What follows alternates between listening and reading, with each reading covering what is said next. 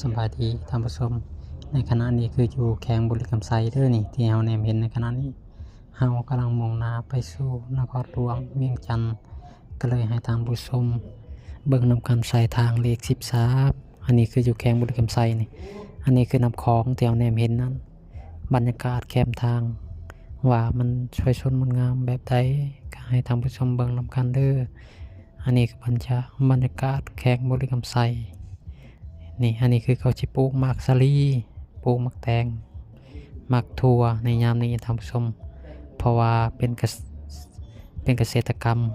ประชาชนนี่เฮ็ดเกษตรกรรมเด้อยู่นี่พอได้ค้าขายปลูกมันปลูกหมากถั่วดินปลูกดินจิปลูกหมากสาลีเพื่อที่จะมาขายแล้วก็อาชีพค้าขายที่เฮาเนี่ยมีอยู่ในขณะนี้อันนี้ละบรรยากาศบุรีรัมย์ไซถ้าว่าคนใดกายไปไกลมาก็จะเห็นเนาะบรรยากาศก็ดีแต่มื้อนี้บ่ร้อนปานใดท่านผู้ชมเบิ่งนำกันเด้อท่านผู้ชมบรรยากาศแคมป์ข้างทางอันนี้คือเรือนประชาชนเลยนี่แถวในเห็นอยู่นี่อาชีพค้าขายเขาเฮ็ดห้านเฮ็ดหยังค้าขายนี่บรรยากาศนี่ถ้าว่าผู้ใดเคยมาตลอดก็จะได้เห็นอันนั้นน้ำคลองท่านผู้ชมเบิ่งนึงคือหอมๆเลยน้ำคลองนะนี่อันนี้เขาก็ดูดทรายขึ้นมาจากน้ำคลองนั่นแหละแต่เขาเลี้ยวเบิ่งน้ำคลองนี่หอมมะลิบ่คืออยู่สวรรณเขตอยู่สวรรณเขตนี่กว้างอันนี้หันหอมท่านผู้ชมขี่เรือไปมาหากันก็สบายแล้วนะนี่มันบ่กว้างแบบนี้นะไปหากันไปมาหาสู่ก็สบายท่านผู้ชมเบิ่งบรรยากาศนี่ต้นไม้ใบหญ้านี่เขียวเลยได้อยู่พี่นะ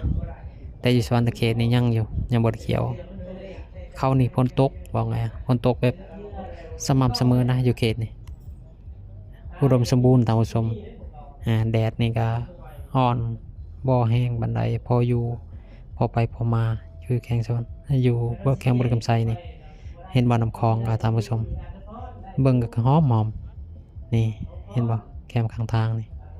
บรรยากาศแบบนี้คักท่านผู้ชมประชาชนกับค้าขายนี่มีร้านค้าอาหารขายอยู่แคมข้างทางเบิ่งอันนี้คือแคมบุรีรัมย์ไซท่านผู้ชมอาชีพค้าขายตรงไห้ตรงหน้ากับบ่หลายได้ท่านผู้ชมก็คือสวรรณเขตแต่อยู่บุรีรัมย์ไซนี่อาชีพค้าขายประชาชนเอาขี่รถไปมานี่ก็แนมเห็นร้านขายแบบขายของจากธรรมชาติแน่ของปลูกของพังที่เอามาขาย